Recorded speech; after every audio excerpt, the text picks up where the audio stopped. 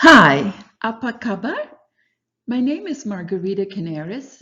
My colleague, Bahaudin Mujtaba, and I would like to talk to you today about trust, about how trust shapes online social relationships among learners, and how trust mediates online social learning outcomes.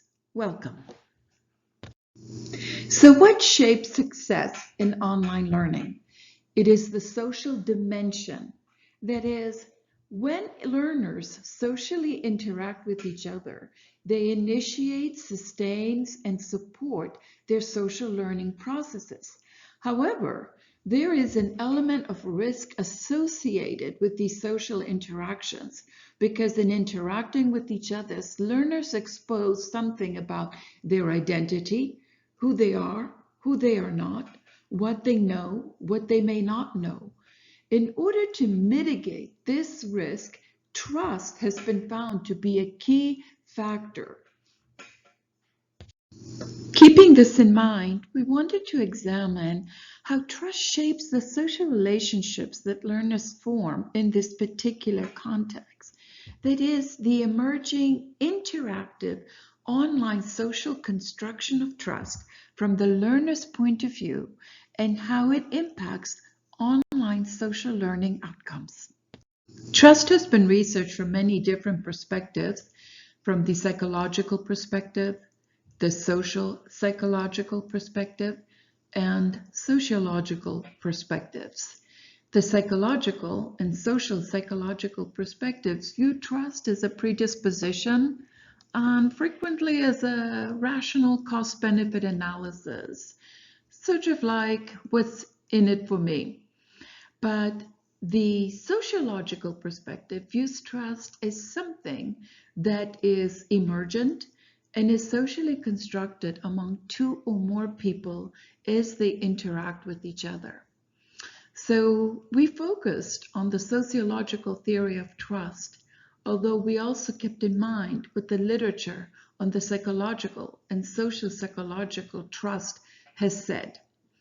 In particular, we focused on Stomka's sociological theory of trust because it afforded us the factors that identify what is trustworthy perspective and what is a trust-breached perspective. We turned to Weber and Carter's sociological study of the performances of trust in friendship and love because it showed us how two or more people socially construct trust in a relationship. And learners' relationships are very similar to friendships because we form friendships as we learn together. To help us examine the social construction of trust, we turn to Rubin and Rubin's model of responsive interviewing to give us an idea of what questions to articulate and how to articulate them. This afforded us to use a sociological theoretical model and a methodological focus on qualitative open-ended interviewing, which looked at the emergent interactive social construct of trust.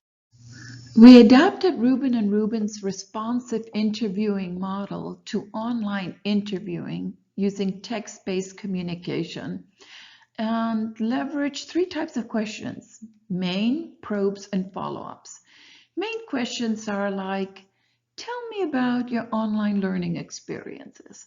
And when learners may share that someone didn't participate in a learning exercise or just disappeared, you may follow it, the main questions, with probes such as, so how did you all handle that? What did you do? How did it impact your success in completing your task? And after reviewing the interviews, you may have had some follow-up questions, and so we used those as well. We had 30 learners whom we identified using snowball sampling because trust is a sensitive subject. And so by using snowball sampling, you are basically referred to somebody, and this referral acts as a trust meter. That is, you are somebody to be trusted. We had three goals in mind as we conducted our interviews, and that is to elicit content, to build relationships, and to do so in a nonverbal environment. We accomplished this by conducting two 30-minute interviews, our initial interviews and follow-up interviews. Our analytical process focused on developing theory from practice. In the descriptive stage, we performed inductive and deductive analysis to identify themes and concepts that would help us develop thick descriptions and themes of learners' performances of trust and how trust shapes their learning. We used the constant comparative method to compare what the learners were sharing with us with existing trust research. And we used axial coding to abstract the themes that would help us develop theoretical propositions.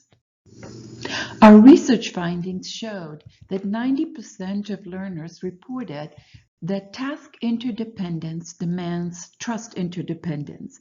Interdependence was viewed as a positive or a negative, depending on whether learners were in trusting teams or trust compromised teams. Neely, who was in a trusting team, viewed interdependence as a positive.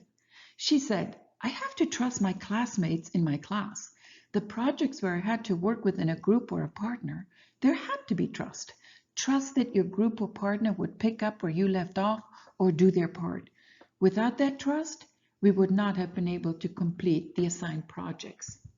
John, however, who was in a trust compromised learning team, noted, "Because the only thing that I knew about them was what I had read in other discussion posts, and their writing was not that impressive, and they didn't respond to emails. If I had known them, I would have probably given them the benefit of the doubt. But when all you know of someone is negative," John viewed interdependence as coercive. Our second finding showed that all learners reported breaches of trust were universal. Social loafing was present in all groups. However, there was a big difference between how trusting teams were able to address breaches of trust and trust compromised teams and the implications for online social learning outcomes. In trusting teams, violators of trust acknowledged their breach, apologized for it, provided acceptable explanations, and therefore allowed the team to recover from these breaches of trust and to complete their work, have successful learning outcomes. In trust compromised teams, however, the breaches of trust were ongoing. Although violators provided excuses, they did not remediate their ways and therefore deprived the team of learning opportunities. And in doing so, they compromised the learning outcomes.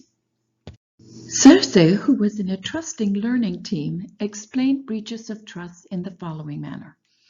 "There would be days here and there when I could not find the time to participate in our collaboration, or one of the other students couldn't touch in for a day or two. But we always felt a great sense of balance and understanding for one another's other lives outside of our online project. So the trusting team was able to successfully complete the assignment and accomplish their goal." In the trust compromise team, John reported quite the opposite. Not only was the team unable to complete the original goal, but the original size of the team was reduced, the scope of the learning was reduced, and therefore the learning outcomes were compromised. John said, "We sent each other emails and volunteered to do certain sections. Some took very long to email back. I'm not sure as to why, but it probably came down to some excuse. The girl and I ended up doing the project. I hate to think about it that way, but we didn't know them anything. They left us out to dry." In our third finding, all learners reported that trust mediates requests for help differentially. In trusting teams, team members turned internally, that is, to other team members, whether they were competent or not, to help them complete the assignment. But in trust compromised teams, the team members typically turned outward to their personal networks and online resources for help in completing the assignments.